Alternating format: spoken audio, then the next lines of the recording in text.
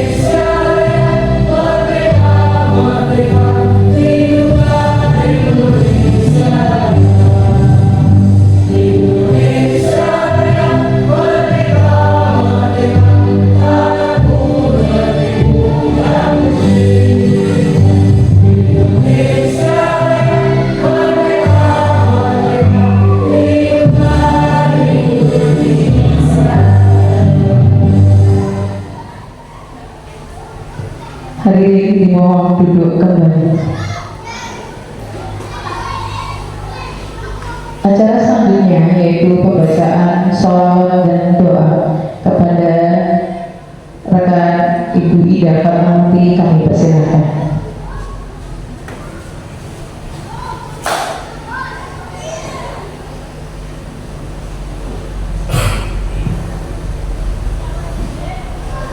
Assalamualaikum warahmatullahi wabarakatuh. Inna Allaha wa malaikatahu yusalluna 'alan nabi ya ayyuhalladzina amanu sallu 'alaihi wa sallimu taslima. Allahumma shalli sholatan kamilatan wa sallim salaman tamman sayyidina Muhammadin alladzi tanallu bihi al-muqad wa taqalu bihi al-qurab wa tuqawi al-hawaij wa tunalu bihi al-ghaib wa asr.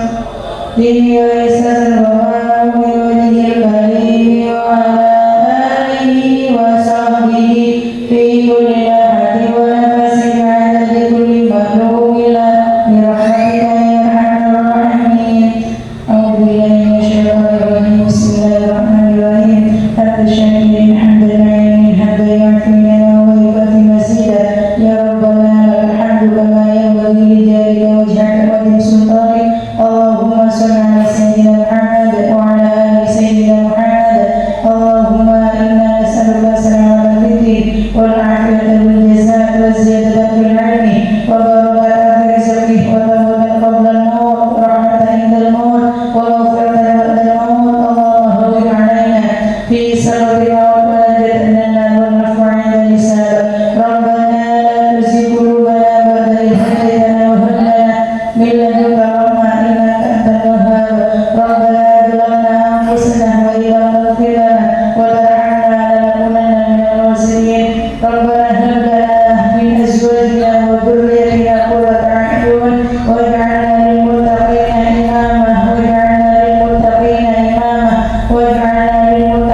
إماما ربنا آتنا في الدنيا حسنة وفي الآخرة حسنة وقنا عذاب النار. سبحانك ربك رب العزة عما يصفون وسلام على المرسلين والحمد لله رب العالمين ببركاته فاتحة. السلام عليكم ورحمة الله وبركاته. Terima kasih disampaikan. Mudah-mudahan yang membaca sholawat senantiasa mendapat syafaat dari Rasulullah SAW. Allahumma sholli alaihi. Acara selanjutnya yaitu pemaparan materi diseminasi yang kebetulan akan dibawakan oleh saya sendiri. Baiklah, Bapak Ibu yang saya hormati, dalam hal ini saya Pipin Sri Handayani SPDGR yang merupakan perwakilan dari SDE 2 Arjasa dalam mengikuti pendidikan guru penggerak. Kami mendapat tugas untuk menyampaikan, memaparkan materi yang kami dapatkan di program pendidikan guru penggerak mengenai budaya positif. Oleh sebab itu, mohon izin Bapak Kepala Sekolah untuk menyampaikan materi yang sudah kami dapatkan untuk sekiranya dibagikan kepada rekan-rekan guru SDN 2 Arjasa. Saya ucapkan terima kasih banyak atas kehadiran dan kesempatan yang diberikan untuk hadir dalam acara ini.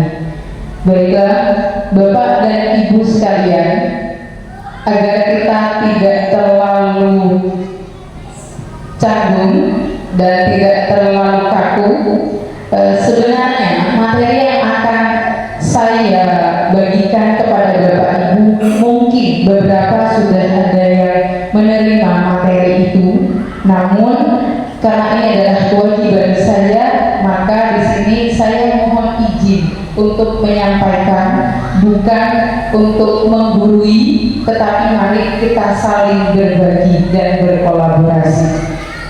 Baik Bapak Ibu sekalian, dalam kesempatan ini saya akan menyebarkan pemahaman dan penerapan pengalaman budaya positif, di mana materi ini sudah kami dapatkan dari modul guru penggerak, yaitu tentang budaya positif pada modul 1.4. Bapak dan Ibu, konsep inti budaya positif, mungkin Bapak dan Ibu sudah pernah membaca berbagai konsep inti ini. Yang akan kita bahas yaitu yang pertama tentang perubahan paradigma belajar, yang kedua tentang disiplin positif, yang ketiga nilai-nilai kebajikan, keempat kebutuhan dasar manusia, kelima motivasi perilaku manusia, keenam posisi kontrol guru, 7 keyakinan kelas, dan 8 segitiga restitusi. Sebelum saya melanjutkan, apakah Bapak dan Ibu mungkin pernah mendengar berbagai konsep inti dari budaya positif yang akan kita bahas ini. Beberapa ada yang menjawab sudah, ada yang belum. Baiklah Bapak dan Ibu, kami lanjutkan pembahasannya. Jadi yang akan kita bahas adalah konsep-konsep ini. Yang pertama yaitu tentang perubahan paradigma pembelajaran. Pembelajaran dengan paradigma baru. Pembelajaran dengan paradigma yang baru itu merupakan pembelajaran yang dirancang berdasarkan prinsip pembelajaran berdiferensiasi, sehingga para peserta didik belajar sesuai kebutuhannya berdasarkan tahap perkembangan sesuai dengan profil pelajar Pancasila. Dalam hal ini, karena kita sudah menerapkan kurikulum merdeka, maka menjadi hal yang inti bahwa profil pelajar Pancasila haruslah diwujudkan dalam setiap pembelajaran. Nah, Bapak dan Ibu, paradigma pembelajaran yang baru, di situ ada tanda kutip pembelajaran berdiferensiasi. Mungkin Bapak dan Ibu masih ingat pembelajaran berdiferensiasi karena sudah pernah mengikuti diklat IKM. Mungkin ada yang mau menyampaikan tentang pendapatnya apa itu pembelajaran berdiferensiasi sebelum saya lanjutkan. Iya Ibu.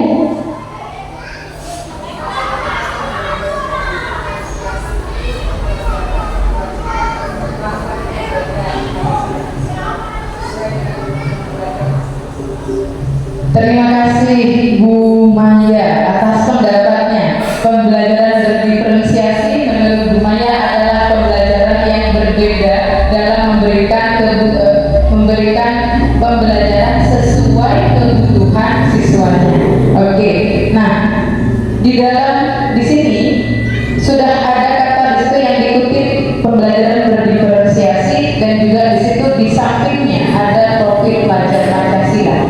Sebelum saya lanjutkan kembali, tentu kita sudah ingat semuanya profil pelajar Pancasila. Mari kita sebutkan bersama-sama. Yang pertama, beriman dan bertakwa kepada Tuhan Yang Maha Esa. Kemudian yang kedua, berakhlak mulia.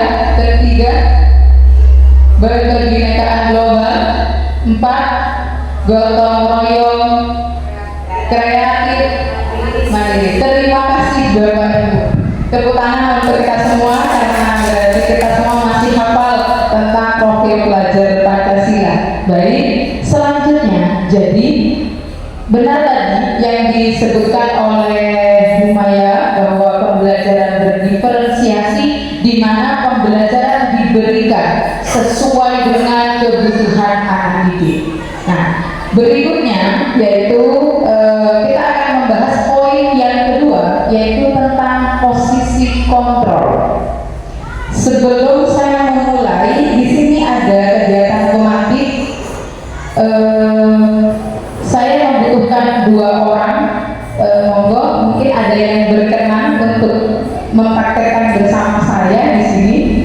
Kami butuh 2 orang dari Ibu Guru.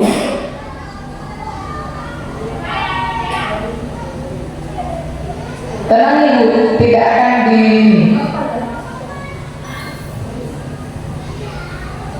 mari silakan Bu Ika.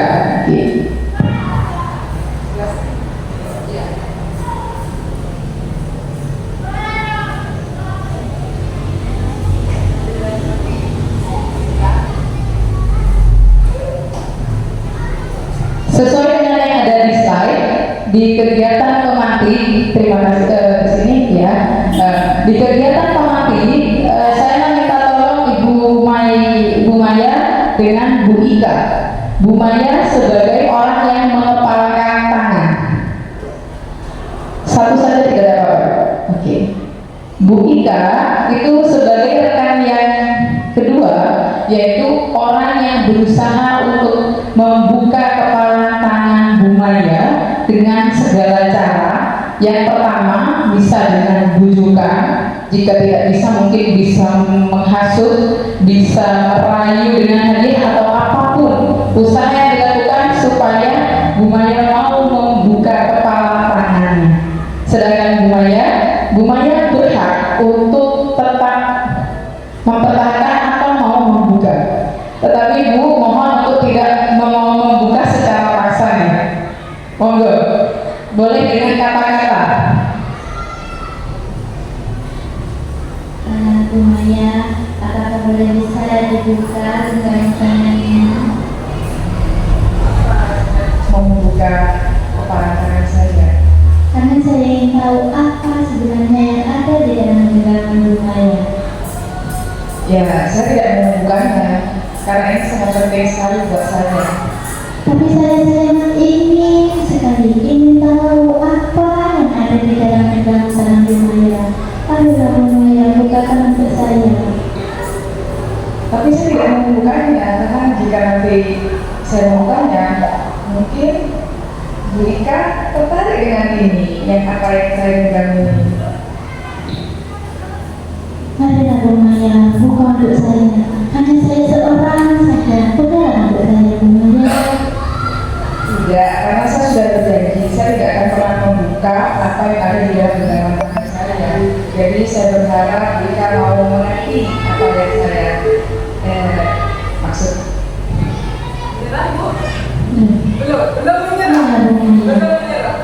Masa sih sampai enggak kasihan lihat saya ingin tahu apa isi di dalam.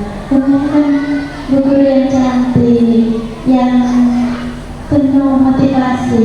Marilah bukan untuk saya. Saya saja yang ingin tahu sebenarnya. Terima kasih Bu Ika atas pujiannya, tapi mohon maaf sekali. Saya belum bisa membukanya. Bu Ika itu memang teman baik saya, tapi juga harus menghargai privasi saya. Baik, jika seandainya Bu Maya. Oh, menyerah. Oke, terima kasih Bu. Mohon tepuk tangannya untuk Bu Maya dan juga Bu Ika.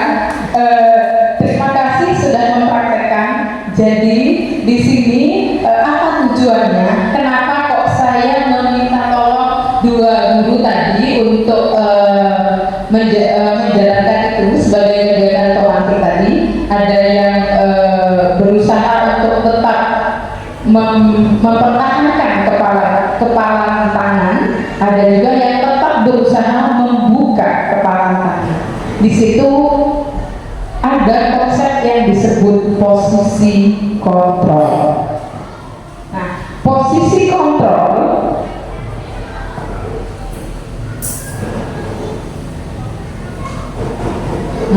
ini Bapak Ibu, jadi yang namanya posisi kontrol. Nah, yang dinamakan posisi kontrol di sini artinya Bu Maya sebagai orang yang memegang yang mengepal tangannya karena berusaha untuk tetap karena ada hal penting di dalam dirinya, maka Bu Maya berhak untuk terus mempertahankan dan tidak membagikan kepada orang lain. Meskipun dirayu, dibilang cantik, dibilang baik, kemudian dibilang apa tadi segala macam itu tidak terpengaruh sama sekali. Itu sama halnya dengan kita Bapak Ibu. Jadi sebagai guru, kita pun sebagai guru dan juga pribadi, kita berhak, kita punya posisi kontrol kita. Apapun yang akan kita lakukan, apapun tindakan kita dikendalikan oleh diri kita sendiri. Sama seperti Bu Maya tadi, pokoknya nggak mau buka, maka tidak akan terbuka kepala tangan itu. Jika seandainya Bu Maya tidak punya posisi kontrol, apakah kiranya Bu Maya akan membuka kepala tangannya? Iya benar, mungkin akan membuka karena tidak mengontrol bahwa punya sesuatu yang penting. Sama halnya dengan kita Bapak Ibu, jadi kita dari setiap tindakan yang kita lakukan, jika kita punya tujuan yang ingin kita capai, maka kontrol diri kita sendiri untuk tidak lepas kendali agar kita tetap mempertahankannya. Sama halnya dengan itu adalah hal yang paling berharga untuk kita. begitu ya. Bagaimana Bapak Ibu? Oke, nah jadi itulah tadi yang disebut dengan posisi kontrol. Jadi hambatan-hambatan tadi seperti Bu Ika contohkan, rayuan, hadiah, segala macam, bahkan mungkin jika tidak kuat membujuk malah mungkin bisa dengan hal-hal yang lebih ini lagi, bisa menghardik tadi, bisa malah menawari dengan segala satunya, itu tetap tidak akan mempengaruhi keputusan Bu Maya. Oke, terima kasih Bu Maya dan Bu Ika. Nah, jadi inilah kalau misalnya tentang posisi kontrol, ada miskonsepsi tentang teori kontrol. Karena mentang-mentang kita itu ada posisi kontrol. Yang pertama, ada ilusi guru mengontrol murid. Ini yang kurang benar Bapak Ibu. Jadi murid bukan berarti harus kita kontrol sepenuhnya, setiap tindakannya kita kontrol semuanya, karena kita merasa kita yang punya kendali. Ini murid-murid saya, gitu kan? Nah, itu yang perlu dihindari karena ini adalah miskonsepsi tentang teori kontrol itu sendiri.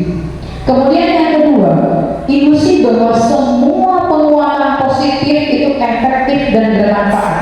Misalnya pemberian rayuan, gombalan, pujian-pujian yang kita maksudkan ini pasti positif, pasti efektif untuk membuat mengontrol ininya lepas kontrol. Itu yang miskonsepsinya. Jadi bukan semata-mata semua penguatan positif itu akan efektif dan bermanfaat untuk mengontrol orang lain. Kemudian yang ketiga, ilusi bahwa kritik dan membuat rasa bersalah itu mampu menguatkan karakter. Kita tahu bahwa karakter anak didik itu kan bermacam-macam. Apakah kritik dan juga membuat mereka merasa bersalah itu mampu menguatkan karakter mereka? Nah, itu tidak masuk dalam konsep dari teori kontrol itu sendiri. Dan yang terakhir, ada ilusi bahwa orang dewasa berhak memaksa. Ini seperti kita mungkin dulu pernah kecil juga, karena kita tidak langsung dewasa nih. Jadi itu pasti ada seperti tekanan dari orang dewasa bahwa orang dewasa itu berhak untuk mengontrol kita. Misalnya entah tentang pakaian yang akan kita gunakan, atau kita mau ngaji gimana, atau seperti apa, seolah-olah kontrol penuh itu semua dari orang dewasa karena kita dianggap adalah anak-anak. Nah, inilah yang saat ini kita perlu ubah paradigmanya, bahwa saat ini anak benar-benar merdeka, jadi tidak dikontrol oleh orang dewasa, melainkan dia dikontrol oleh dirinya sendiri. Begitu Bapak Ibu. Mungkin dari semua ini ada hal baru atau mungkin ada yang ingin ditanyakan sebelum saya.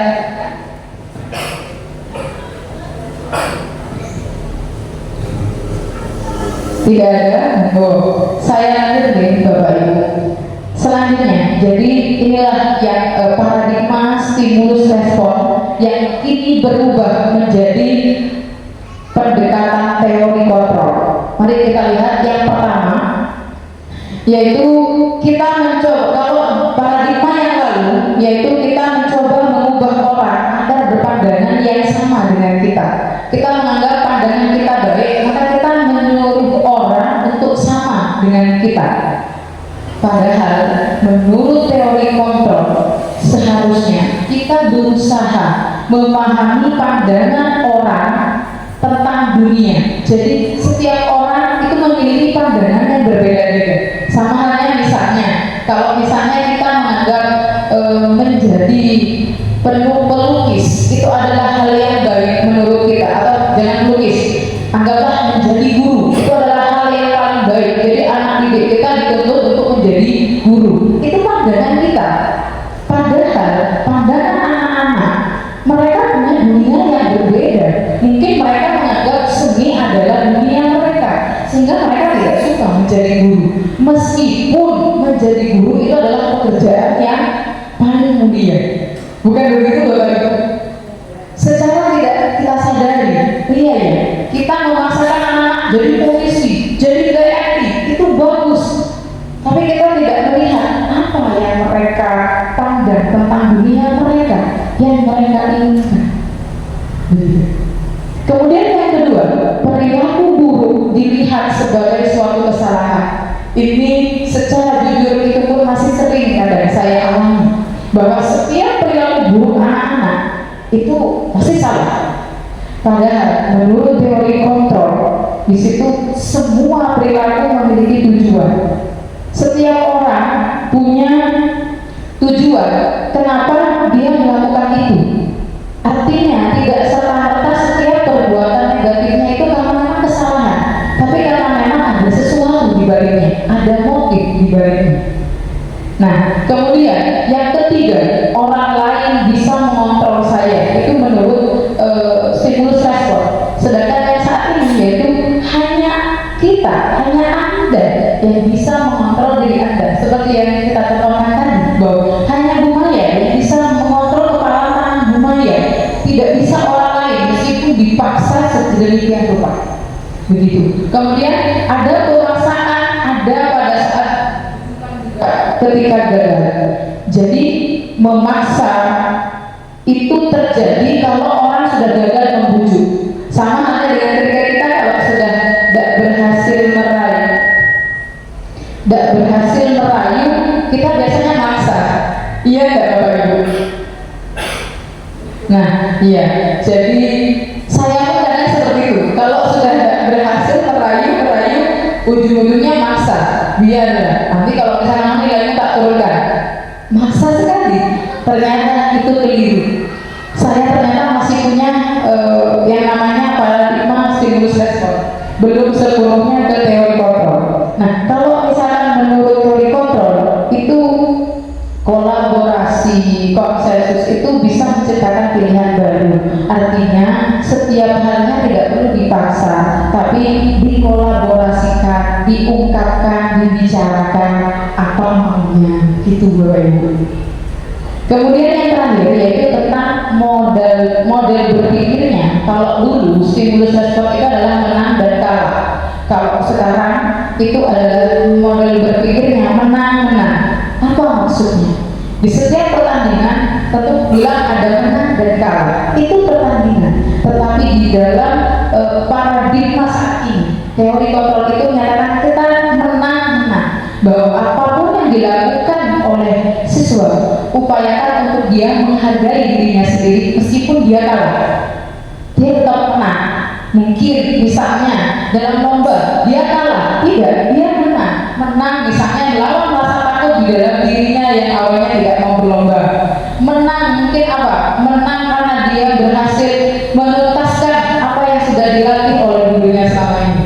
Jadi pola-pola yang saat ini yang menurut saya juga itu ilmu Bapak Ibu yang saya tidak dapatkan dan saya dapatkan di guru penggerak. Oleh sebab itu saya diseminasi ini adalah ajang bagi saya untuk membagi ilmu ini dengan Bapak Ibu. Berikutnya yaitu disiplin positif. Disiplin positif dalam budaya kita ada kata disiplin. Di dalam disiplin itu kita menganggapnya apa Bapak Ibu? Disiplin. Patuh, nah benar, patuh. Tepat waktu, taat aturan. Nah, ternyata disiplin sendiri itu bukan hanya tentang kepatuhan dan ketaatan, tetapi disiplin itu adalah perilaku memampukan seseorang untuk mengontrol perilakunya sadar dan bertanggung jawab. Jadi yang ada di dalam dirinya. Jadi bukan karena ada aturan, tapi karena memang dirinya. Karena dirinya ingin menghargai dirinya sendiri. Jadi kan setiap orang itu menghormati keberadaan dirinya sendiri. Jadi dia bukan karena patuh, bukan karena taat, tapi karena ingin menghormati dirinya sendiri. Nah, disitulah kemudian dengan adanya disiplin diri, maka anak-anak kita itu bisa berperilaku yang mengacu pada nilai-nilai kebajikan universal. Mungkin Bapak Ibu masih mengingat nilai-nilai kebajikan universal itu apa saja, atau mungkin yang pernah mendengar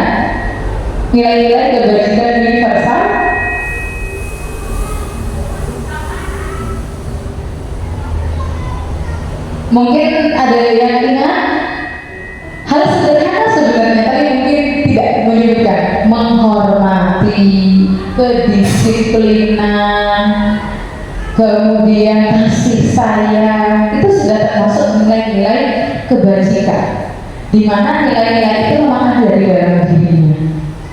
Nah, jadi pendekatan disiplin positif itu tidaklah tentang bagaimana anak-anak kita itu secara langsung harus disiplin patuh gitu, tetapi tentang diri dan cara kita sendiri sebagai orang tua, sebagai guru, sebagai orang dewasa, bagaimana memberikan dampak atau pengaruh yang positif kepada anak didik kita. Jadi bagaimana kita sebagai orang tua itu memberikan pendekatan tentang adanya dampak yang baik. Jadi misalnya, oh kalau misalkan disiplin itu bukan karena jamnya harus jam 7, tidak, tapi karena memang dirinya yang memang mau disiplin, seperti itu. Jadi motivasinya dari dalam diri. Nah, ini nilai-nilai kebajikan sebenarnya yang paling utama kan kita punya profil pelajaran Pancasila. Di dalamnya ada ketuhanan, kemudian gotong royong, mandiri. Nah, dari nilai-nilai itu sekarang kita akan bahas kebutuhan dasar manusia. Kebutuhan dasar manusia. Bapak dan Ibu, apakah ingat atau mungkin bisa menyebutkan kebutuhan dasar manusia? Monggo Bapak Ibu, kalau kita santai saja. Kita saya hanya membagi ilmu dan kita akan saling berkolaborasi. Ingin bahagia, kebutuhan dasarnya ingin bahagia. Selain itu menghirup udara, berarti bernapas gitu. Oke, bernapas. Ada yang lain lagi Bu? Sehat, sehat jasmani dan rohani. Oke, terima kasih. Ada lagi? Rezeki melimpah karena kita sudah menjadi bapak ibu rumah tangga. Makan dan minum.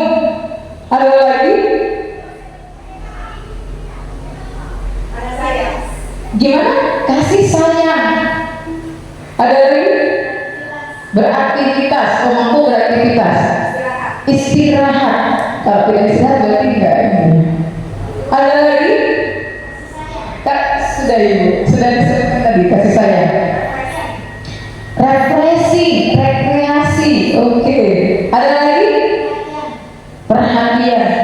Setali digaul dengan kasih sayang. Iya. Selain itu, apakah ada yang ingin terjadi di sini?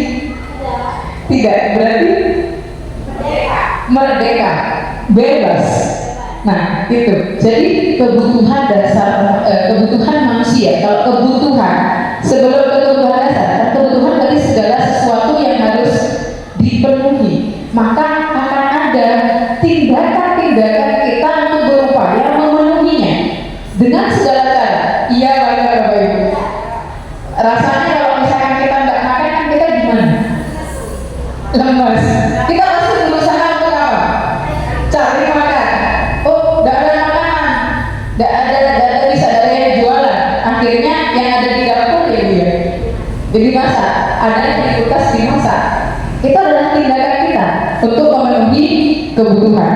Nah, jadi itu tadi kebutuhan-kebutuhan yang sudah Ibu Bapak sebutkan. Ada yang di tengah-tengah itu bertahan hidup. Itulah kebutuhan utama kita. Kita butuh untuk bertahan hidup. Kenapa ada kasih sayang dan segala macamnya itu ada di luar lingkaran utama. Jadi kalau misalnya bertahan hidup, kita hidup saja dulu. Setelah hidup baru kita butuh ke yang lain, yaitu yang pertama apa? Kasih sayang. Saya setuju bahwa kasih sayang itu adalah kebutuhan setelah bertahan hidup yang harus dipenuhi. Karena kita kalau tanpa kasih sayang, kok rasanya hidup tidak berarti ya. Dan rasa diterima. Iya, Bapak Ibu. Kira-kira kalau kita tidak ada diterima, misalnya saya baru dimutasi ke SD2, Kan saya akhirnya males mau ngajar di SD 2 biasa karena saya tidak diterima. Nah, jadi rasa sayang dan diterima saya apa adanya juga. Entah saya suka cerewet atau saya pemarah, ya apa adanya saya diterima. Gitu.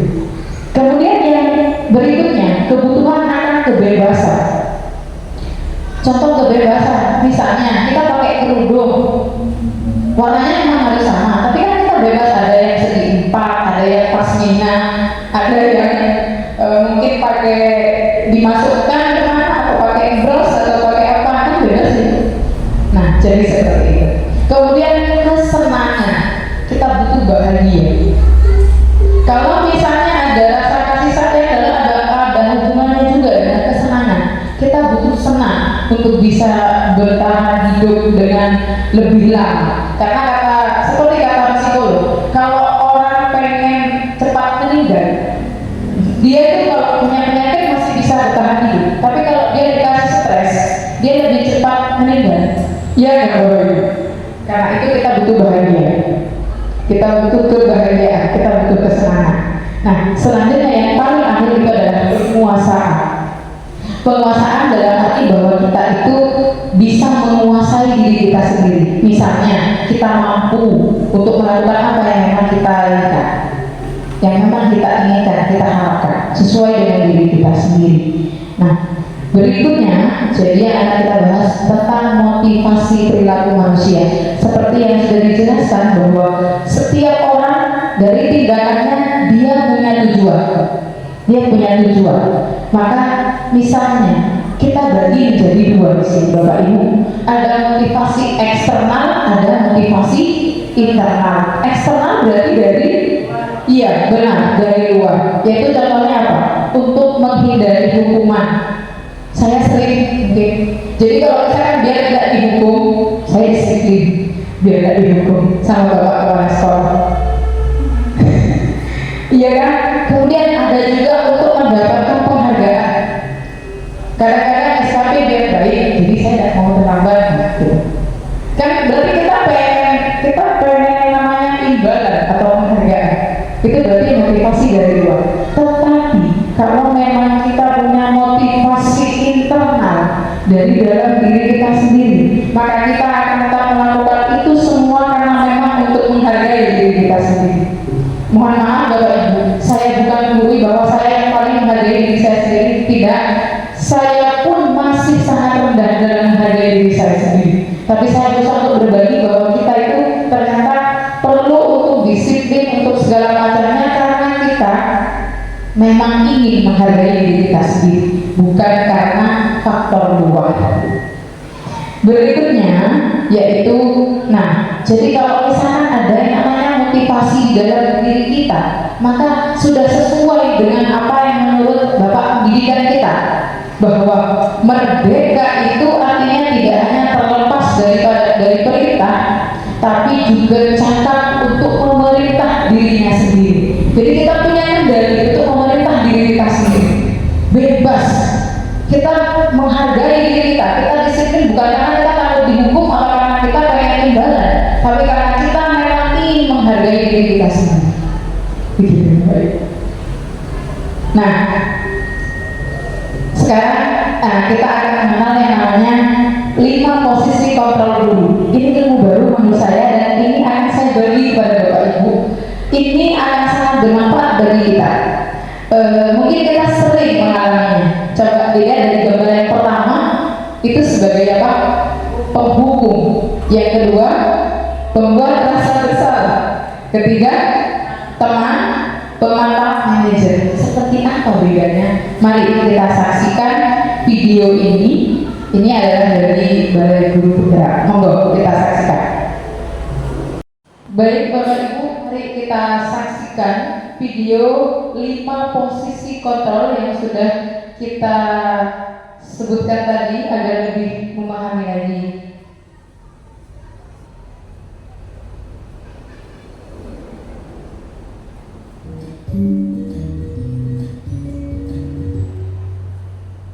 Saya bahagia Ibu dan Bapak Guru hebat dalam penerapan disiplin positif institusi. Salah satu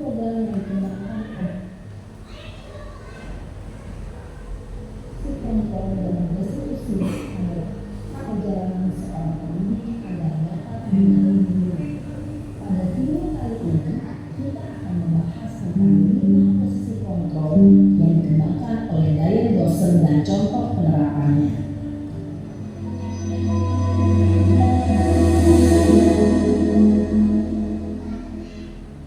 Lima posisi kontrol itu adalah: 1. Posisi penghukum, 2. Posisi pembuat merasa bersalah, 3. Posisi teman, 4. Posisi pemantau atau monitor, dan 5. Posisi manajer.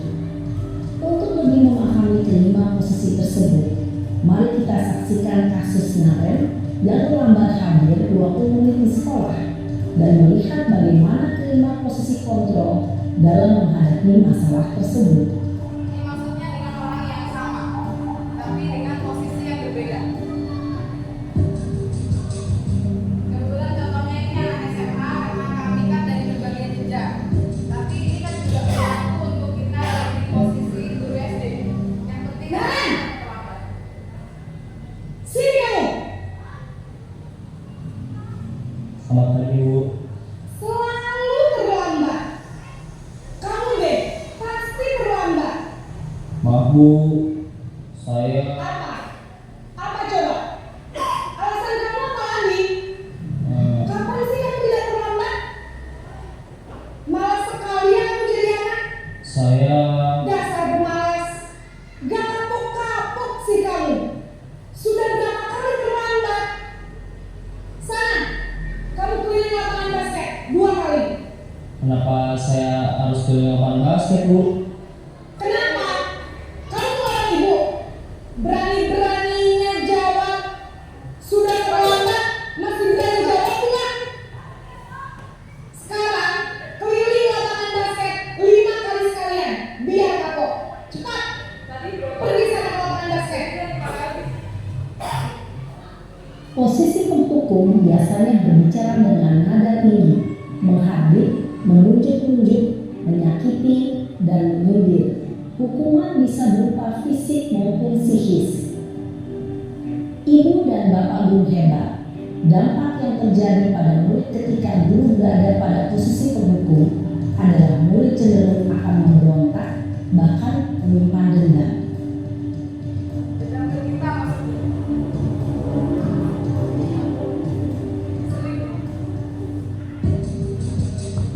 Ini posisi yang kedua.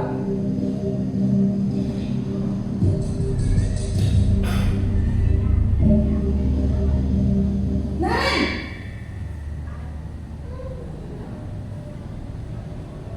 Selamat pagi Bu. Naren. Kamu kenapa terlambat lagi, nak? Ya Tuhan, Naren. Kamu senang ya bikin ibu susah ya? Kalau kamu terlambat lagi, nanti ibu yang ditegur bapak kepala sekolah, nak. Disangka ibu tidak bisa membina kamu. Duh, gimana ini? Maaf Bu, Duh, Gusti Naren. Kamu suka ya kalau ibu tegur bapak kepala sekolah? Terus, sekarang ibu harus tulis apa ya di buku absen? Ini kamu sudah sering terlambat loh. Ibu harus apa coba? maaf Bu, maaf sekali. Ya sudah, lain kali jangan bikin ibu susah lagi ya nak ya. Ibu tidak akan bayar lagi kalau kamu begini terus. Bisa jantungan kalau ibu tegur bapak kepala sekolah. Sana cepat kelas. Maaf ya Bu, Sekolah. maaf sekali. Posisi pembuat rasa bersalah berbicara dengan nada tenang, cenderung lembut, namun kata-kata yang diutarakan membuat murid merasa menjadi orang yang gagal, memandang buruk dirinya sendiri, merasa tidak berharga, dan tidak sanggup membahagiakan orang lain. Ketika guru mengambil posisi pembuat rasa bersalah, murid akan menganggap dirinya yang bersalah dan ia akan menyimpan emosi negatif tersebut di dalam dirinya. Ini posisi kita sebagai teman.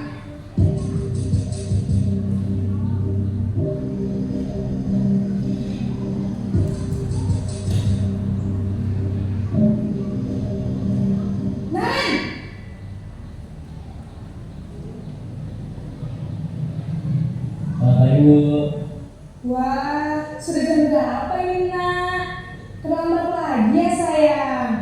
Iya Bu, habis ibu saya lupa membangunkan saya Bu.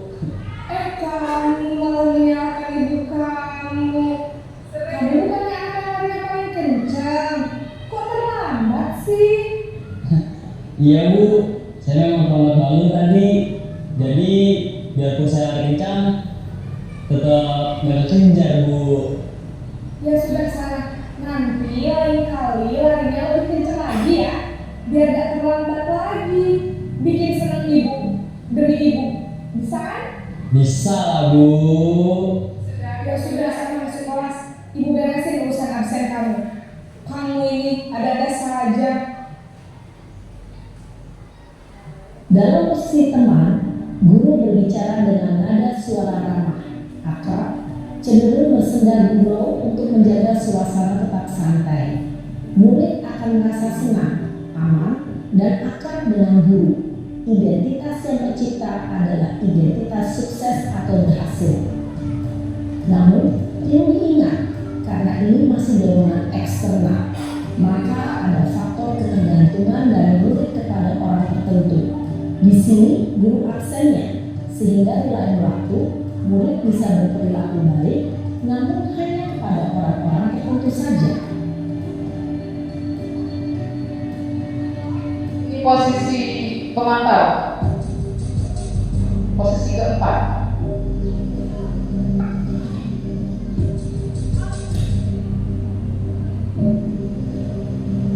Naren!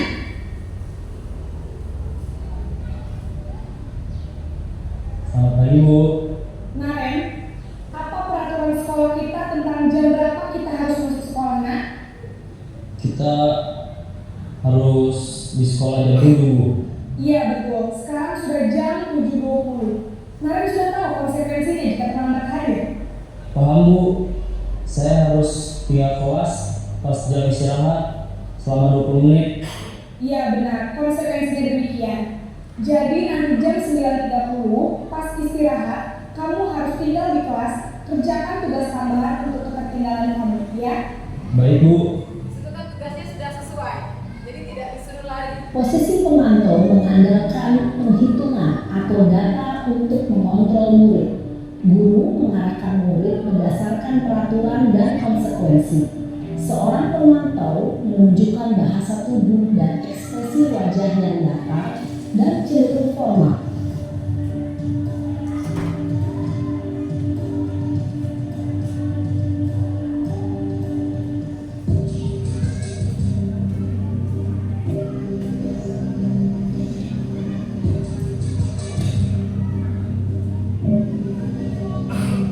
Naren!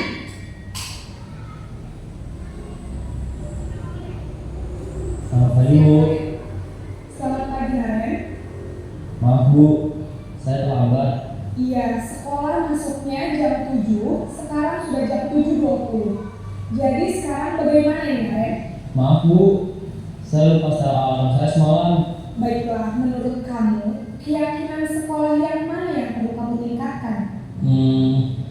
Menghargai diri sendiri dan orang lain mungkin ya Bu. Setuju. Jadi, apakah Naren meyakini prinsip saling menghormati tersebut? Iya Bu, saya meyakininya. Apakah Naren bersedia memperbaiki masalah keterlambatan ini? Bersedia Bu. Bagaimana kamu akan perbaiki masalah keterlambatan ini? Saya akan coba untuk tidak lupa menyetel alarm saya Bu. Baik, kalau Naren lupa menyetel alarm di rumah, ada orang yang kira-kira bisa bantu mengingatkan tidak? Jadi cari solusi. Ada Bu, kakak saya, Kak Emma. Ada lagi selain Kak Emma? Selain Kak Emma, ada ibu saya. Baik, jadi yang mengingatkan Naren adalah Kak Emma dan ibu kamu ya? Kira-kira akan mulai set alarm kapan nih Naren? Setelah pulang sekolah, akan segera.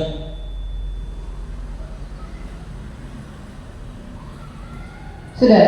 Nah, jadi dari 5 posisi kontrol itu tadi Bapak Ibu, yang paling akhir itu posisi sebagai manajer. Jadi yang di endingnya menyatakan masih ingat keyakinan kelas. Jadi tidak yang, kalau kita bandingkan Kalau posisi yang pertama tadi kan langsung menghukum, suruh keliling, sampai anaknya bingung, kesalahannya apa, hukumannya apa, gitu kan? Itu juga masih sering kita praktekkan. Saya masih mengakuinya juga. Ternyata itu kurang baik untuk anak didik kita. Kemudian yang kedua, sebagai apa Bapak Ibu? Tadi sebagai apa? Ada 5 tadi, pembuat rasa bersalah. Kemudian yang ketiga, sebagai teman. Keempat, ya, monitor atau pemantau. Terima kasih jawabannya. Kemudian yang terakhir, yang paling tinggi posisinya, manajer. Dari situ kita punya bekal baru bahwa ternyata kita sebagai guru punya kontrol pada diri kita bagaimana kita akan menghukum. Padahal kesalahannya sama-sama terlambat 20 menit, tapi beda perlakuannya. Ada yang langsung dihukum, ada yang dijustifikasi bahwa dia bersalah. Padahal kadang-kadang kita tidak tahu apa alasan anak tersebut terlambat. Seperti yang pernah mungkin kita sering melihat video motivasi, kita seringkali langsung menjustifikasi anak yang terlambat itu sebagai suatu kesalahan, padahal kita tidak tahu apa yang sebenarnya terjadi sebelum dia akhirnya masuk ke sekolah. Bahkan mungkin dia sudah berusaha susah payah ke sekolah, tapi masih saja terlambat. Begitu ya Bapak Ibu. Saya berharap ini mungkin bisa menambah dari apa yang kita selama ini tidak pahami, kita menjadi lebih tahu lagi tentang apa yang disebut dengan posisi kontrol. Nah, sekarang mari kita inikan. Nah, benarkah ini? Monggo kita bahas bersama-sama. Yang pertama, hormat pada bendera selama 1 jam. Itu berarti posisi kita sebagai benar Bapak Ibu? Bukan yang lain ini? Benar, menghukum. Karena sudah jelas hukumannya. Posisi yang kedua yaitu berapa kali ibu bapak harus memberitahu kamu selalu saja mengecewakan bapak ibu, seolah-olah kayak iya kan, gimana ke anak. Itu berarti pembuat rasa bersalah, sehingga anak, oh iya ya, saya sudah membuat bu guru itu dipanggil sama bapak kepala sekolah karena katanya saya yang terlambat.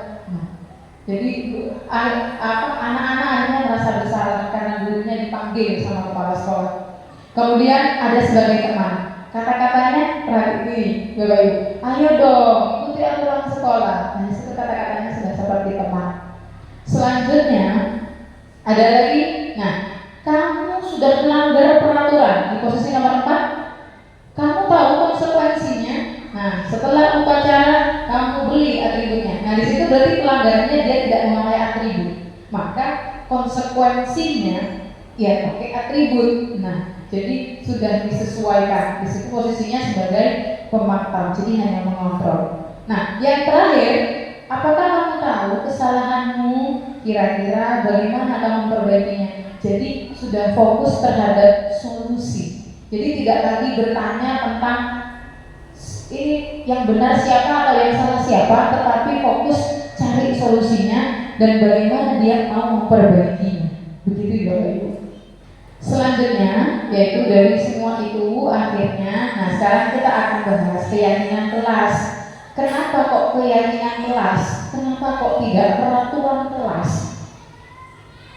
Mungkin dari yang kurikulum merdeka sudah membuat keyakinan kelas. Kenapa ya Bapak Ibu kok namanya keyakinan kelas? Kenapa bukan peraturan kelas?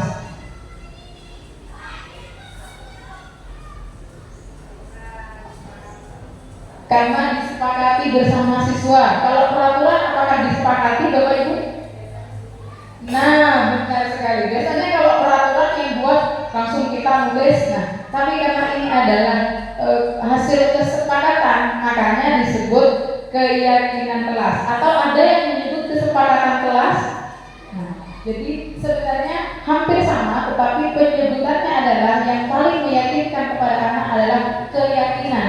Karena apa? Yang mereka sepakati adalah apa yang mereka yakini. Makanya disebut keyakinan kelas. Nah, ini. Jadi ini contohnya. Kenapa kita punya aturan 3M? pada saat pandemi misalkan aturan 3M pada saat COVID dulu. Masih ingat Bapak Ibu 3M? Apa saja Bapak Ibu? Memakai masker, mencuci tangan, menjaga jarak. Terima kasih. Jadi masih ingat semuanya. Itu adalah contoh bagaimana peraturan untuk yang jadi di bidang kesehatan kan ya Bapak Ibu.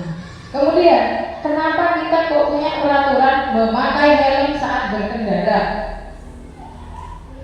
Nah, untuk melindungi kepala itu ya. Nah, itu termasuk keperaturan kan, bukan keyakinan ya kan. Nah, itu perbedaannya.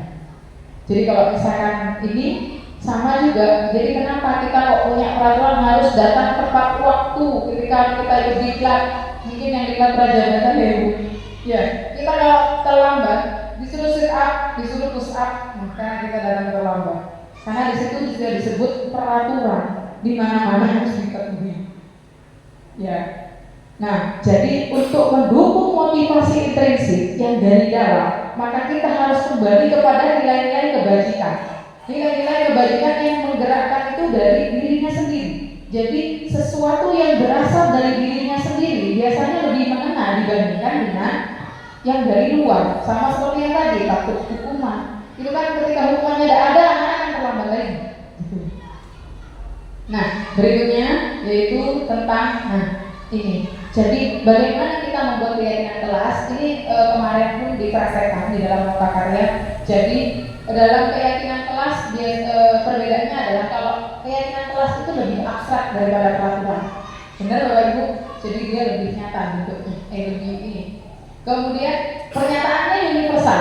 Jadi kalau peraturan biasanya ada kata-kata ini dibuat dalam bentuk kalimatnya positif kan di sini. Kalau peraturan biasanya ada negatifnya, dilarang merokok gitu kan, itu peraturan. Tapi kalau keyakinan kelas maka tidak, atau ini dilarang buang sampah sembarangan, itu peraturan. Tapi ketika kita membuat itu menjadi sebuah keyakinan, maka apa? Mari buang sampah pada tempatnya. Jadi kalimatnya menjadi lebih positif dibandingkan jangan. Nah, ada kata jangan, ada kata tidak. Gitu. Terus sedikit saja dan menjadinya. Kemudian, jadi ini adalah dari keyakinan kelas tadi. Maka dari suatu peraturan kita pun bisa menemukan keyakinan-keyakinan atau nilai-nilai kebajikan yang ada di dalamnya. Contoh, kalau misalnya ini selalu kembalikan buku ke tempatnya. Mungkin kalau kita mikirnya apa? Jangan letakkan buku sembarangan. Tapi kalimatnya diganti, selalu kembalikan buku ke tempatnya. Kan lebih positif. Itu disitu ada tanggung jawab. Dilarang mengganggu orang lain.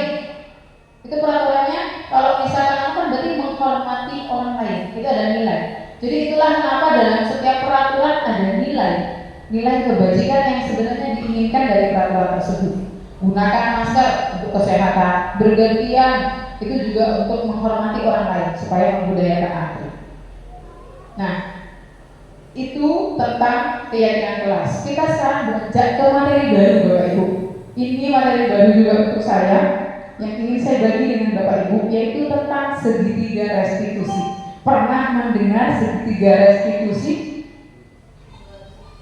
Baru kali ini, baik. Ini Bapak Ibu. Jadi saya merasa ini juga bermanfaat sekali untuk kita terapkan pada hari kita, yaitu kita lihat posisi segitiganya. Di situ di segitiga restitusi ya, ada yang pertama paling bawah itu yang menstabilkan identitas. Yang kedua sebelah kanan itu adalah validasi tindakan yang salah. Yang ketiga adalah menanyakan keyakinan.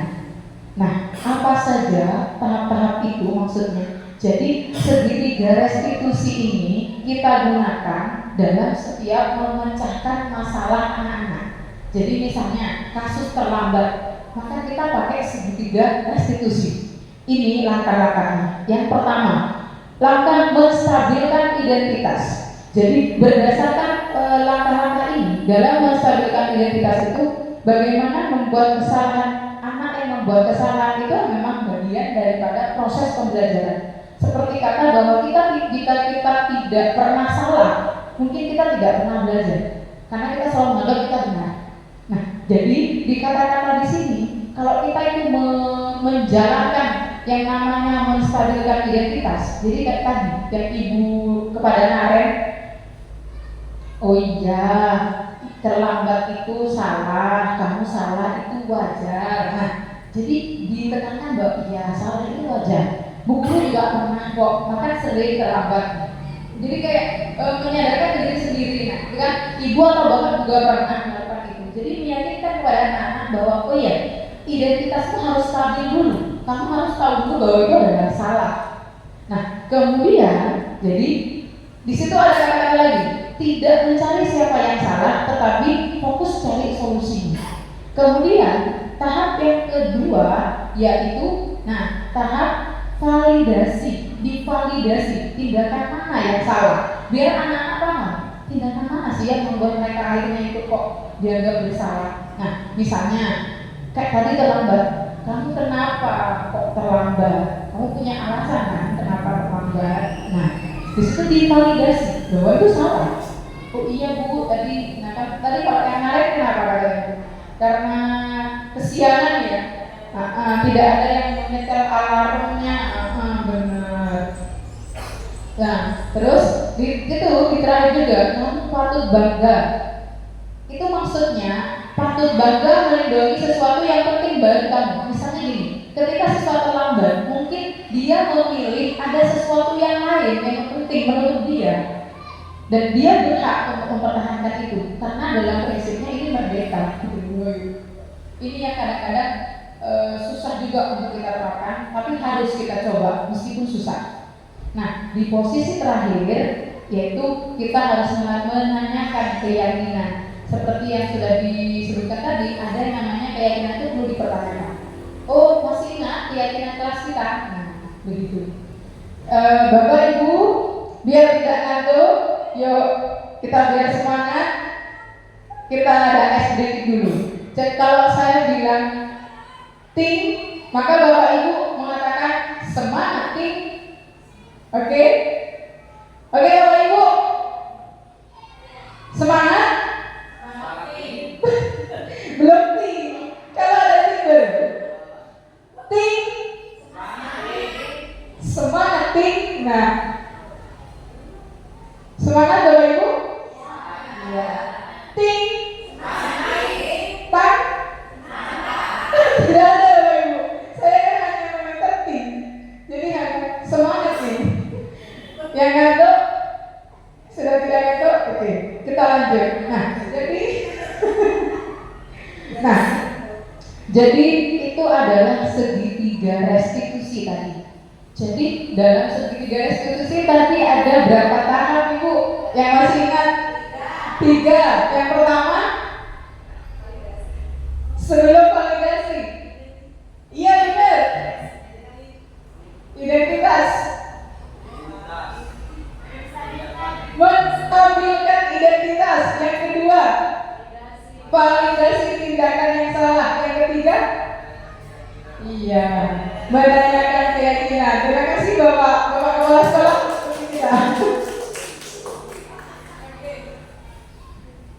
Jadi itu tadi tentang segitiga restitusi. Itu yang akan kita terapkan untuk memecahkan masalah anak-anak. Nah, ini contoh yang pernah saya terapkan. Kebetulan saya ini yang memang diupload di Google Server.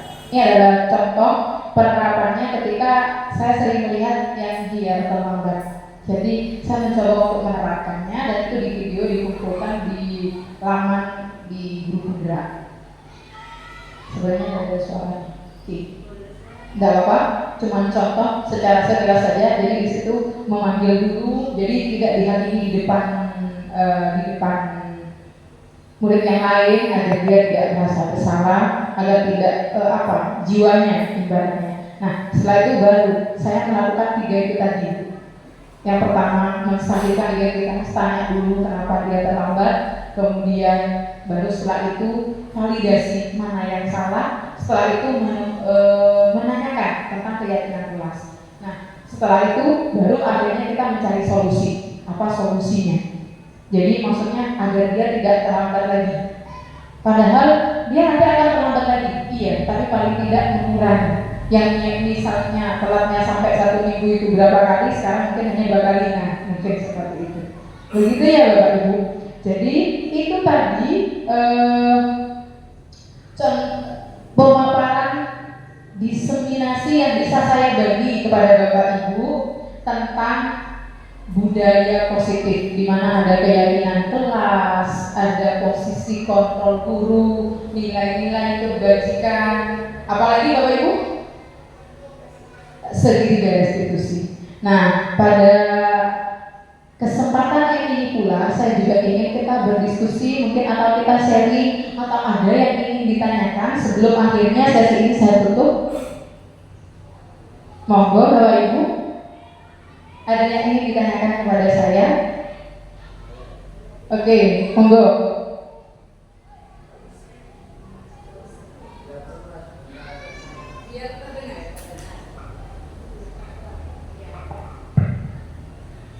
Mau ingin bertanya Bu Titin, tadi di materi tentang kontrol ya, Posisi kontrol. ya bukan yang kita tidak boleh mengkontrol siswa. Di situ saya ingin menanyakan, apakah kita tidak boleh mengontrol dalam hal apapun, misalkan meskipun siswa itu berbuat yang negatif, berlaku negatif, apakah kita membiarkan atau kita tadi kan tidak boleh mengkontrol siswa ya. Apa yang sebaiknya kita lakukan jika mendapatkan siswa kita itu berperilaku negatif? Demikian Bu, terima kasih. Terima kasih atas pertanyaannya dan tanggapannya Bu Maya. Mungkin sebelum saya tanggapi, mungkin ada yang lain juga atau saya jawab dulu.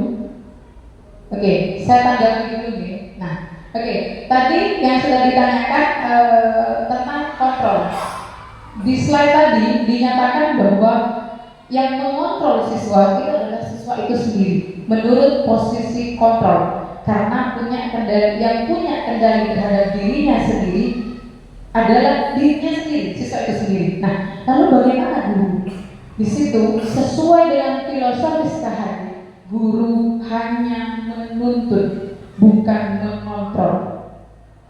Yang namanya menuntut berarti dia mandiri saja, jadi tidak mengontrol secara penuh, tapi menuntut. Sama seperti ketika misalnya murid kita ada yang melakukan pelanggaran, maka bukan berarti dia dikontrol secara penuh aktivitasnya seperti apa, tidak, tapi kita tuntut, kita tunjukkan, oh ini adalah, jadi yang seperti tadi segitiga diskusi, habis itu kita tuntut sesuai dengan filosofi KHD, kita tuntut bagaimana anak itu supaya kembali kepada kodratnya sendiri. Kan tadi kita sudah pernah membahas kodrat alam dan kodrat zaman di filosofi KHD. Nah, jadi kita itu bukan mengontrol, tapi kita menuntut.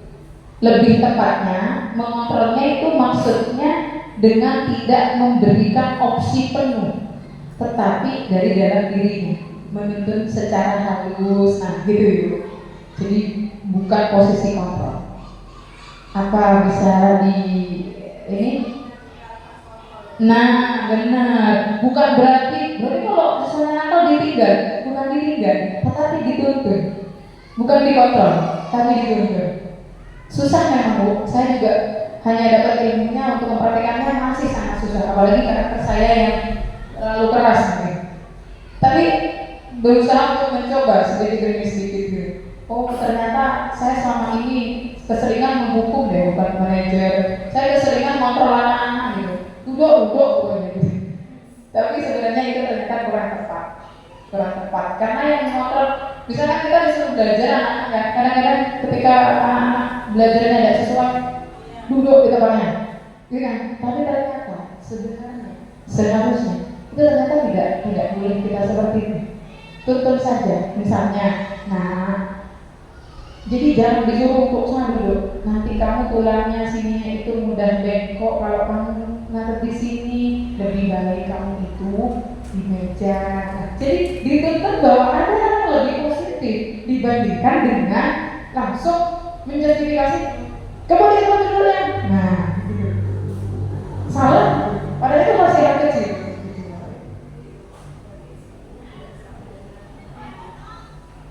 Saya pernah mendengar sebuah di agama ya begini ya, hadis itu kalau anak umur 1 tahun sampai 6 tahun itu perlakukan seperti raja.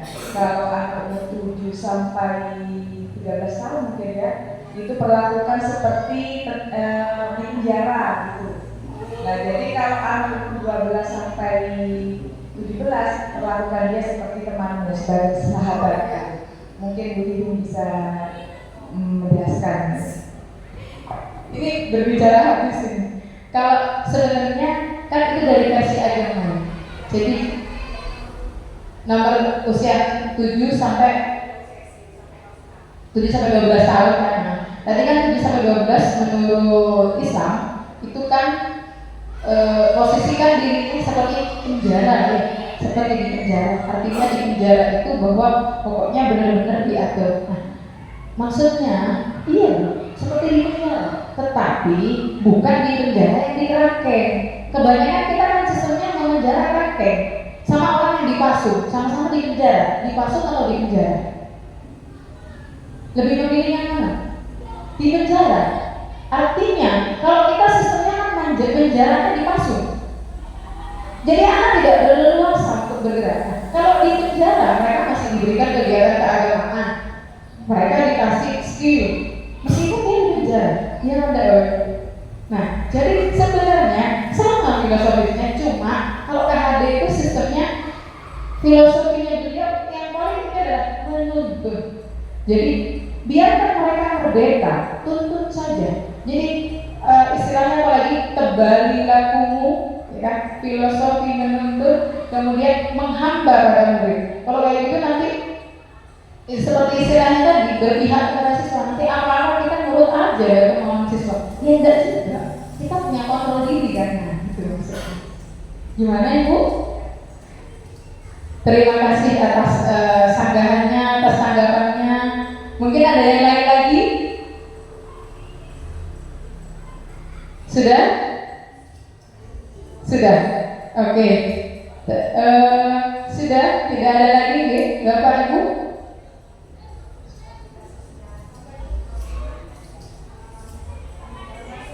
Oh, Laila. Oh, sih.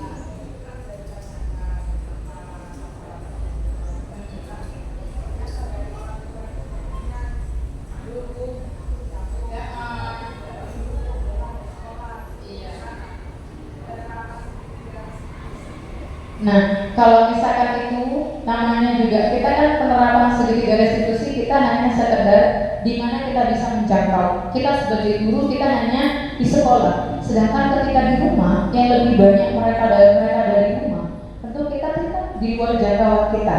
Nah, maka yang harus kita lakukan menurut saya ya, artinya kita berbagi ya, kita berbagi. Menurut saya, maka kita lakukan sesuai posisi kita. Karena kita adalah orang tua di sekolah, ya kita posisikan itu di sekolah. Ya mudah-mudahan sampai di rumah dia mengilhami, dia memahami itu, gitu. Nah, perkara di rumah dia malah tidak mendapat dukungan, kita tidak bisa menuntut apa-apa. Karena masa kita mau marahin orang tuanya, kan tidak bisa. Jadi ya mungkin kita bisa untuk melakukan hal-hal yang lain.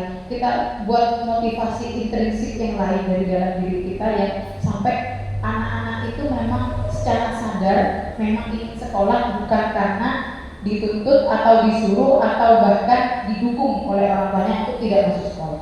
Kan ada yang malah dituntut untuk selalu masuk meskipun tidak mau masuk, atau ada juga yang malah dia itu pengen tidak masuk disuruh masuk, yang pengen masuk disuruh tidak masuk.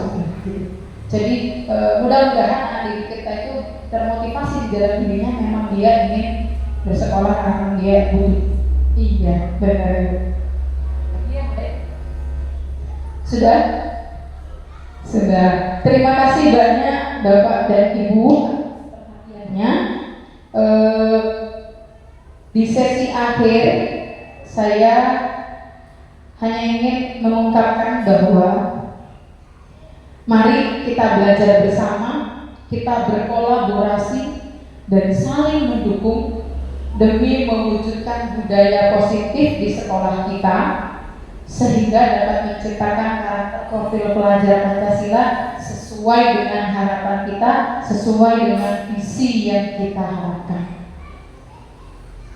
Akhir kata, apabila dari saya terdapat kesalahan, saya mohon maaf yang sebesar-besarnya. Sebelum saya tutup, saya benar-benar tutup, mungkin ada tambahan Bapak? Tidak ada. Terima kasih banyak Bapak atas kesempatan yang diberikan kepada saya. Terima kasih atas perhatian dan kerjasamanya sehingga acara ini bisa selesai sampai di akhir. Mudah-mudahan apa yang saya bagi ini bisa bermanfaat untuk Bapak dan Ibu sekalian. Sekali lagi saya mohon maaf yang sebesar-besarnya. Terima kasih. Wassalamualaikum warahmatullahi wabarakatuh.